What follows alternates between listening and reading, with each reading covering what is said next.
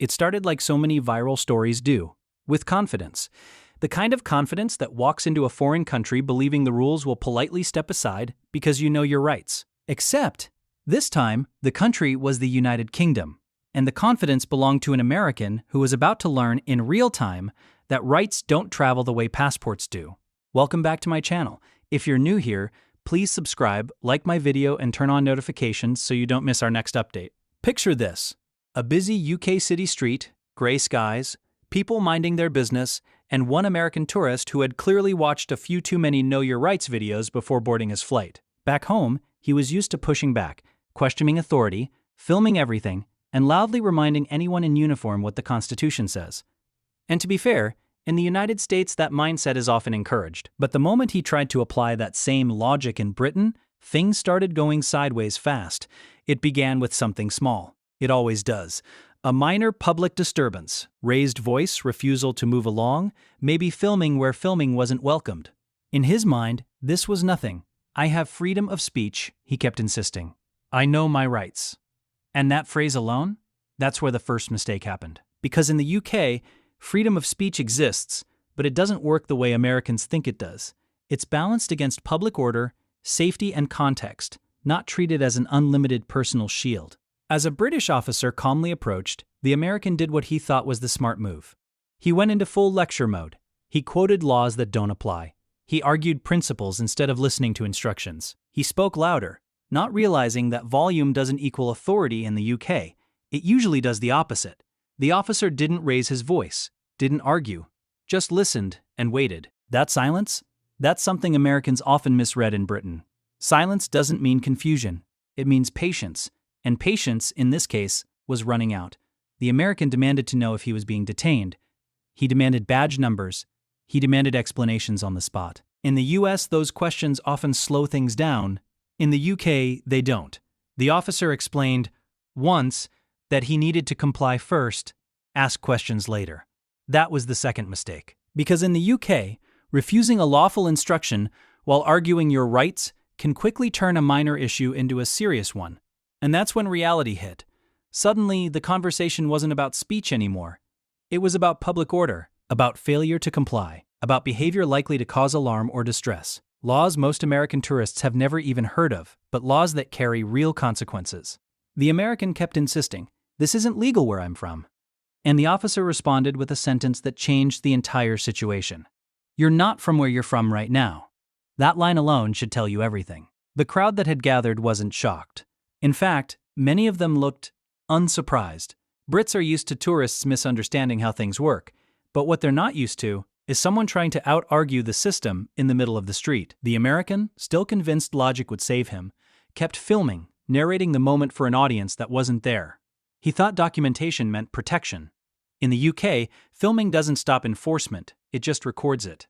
The officer gave a final, clear instruction, simple, calm, direct. Comply or face consequences. The American refused.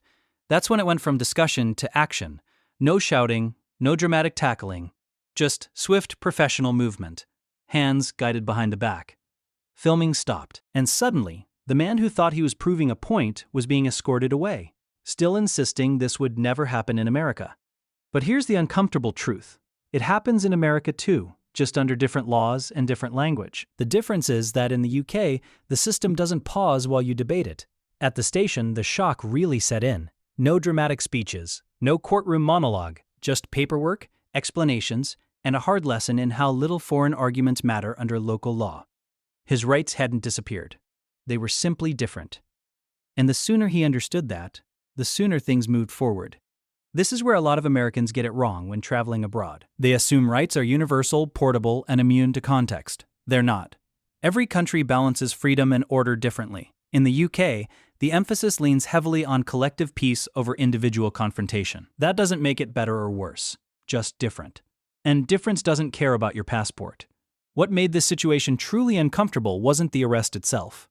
It was the realization afterward. The American admitted he thought pushing back would earn respect. Instead, it did the opposite. In Britain, cooperation is often seen as strength, not weakness. Calm compliance doesn't mean surrender. It means understanding the system you're in. And here's the part that really gets people talking in the comments. Many Brits watching later didn't see abuse of power. They saw a textbook interaction: calm officer, clear instructions, predictable outcome. While many Americans watching felt uneasy, convinced something was wrong, even if they couldn't explain exactly why. That clash of perception is where this story lives. Because this isn't really about one American. It's about what happens when cultural confidence turns into cultural blindness, when knowing your rights becomes refusing to learn new ones, and when travel stops being about exploration and starts being about proving a point. If you're American traveling to the UK, this isn't a warning to stay silent or be afraid.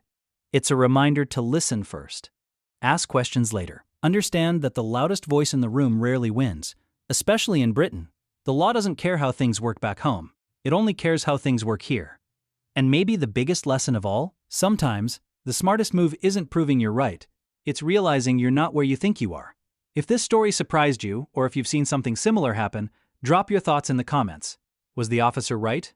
Was the American misunderstood? Or was this just a perfect example of culture shock colliding with reality? Hit like if you learned something new. Subscribe for more stories like this. And remember, when you cross borders, your assumptions don't come with you. And what made this story even more interesting didn't happen on the street or even at the police station. It happened after the American was released. Because once the adrenaline wore off, reality hit in a much quieter, more uncomfortable way.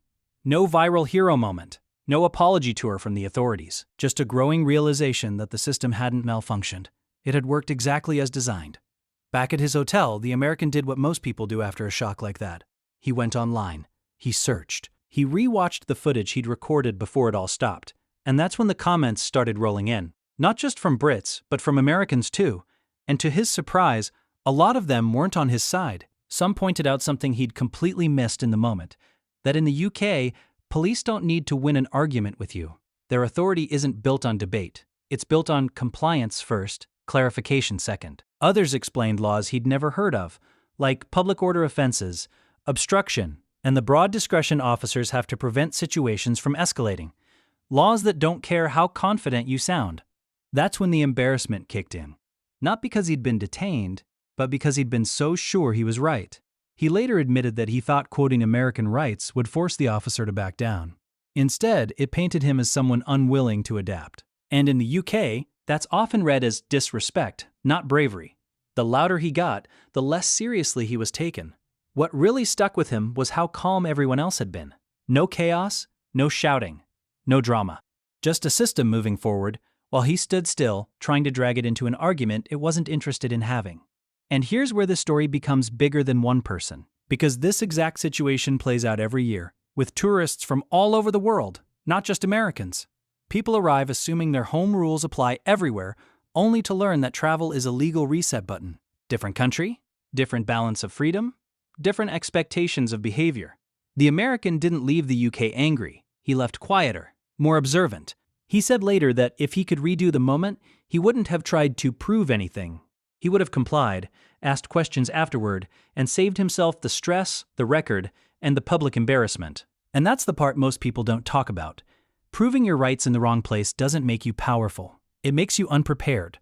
So whether you agree with the UK system or not, the takeaway is simple. Knowing your rights also means knowing their limits, especially when you're a guest. Now the real question is this: if you were in his position, would you have done the same thing? Or would you have handled it differently once you realized you weren't on home ground? Let me know in the comments because this debate is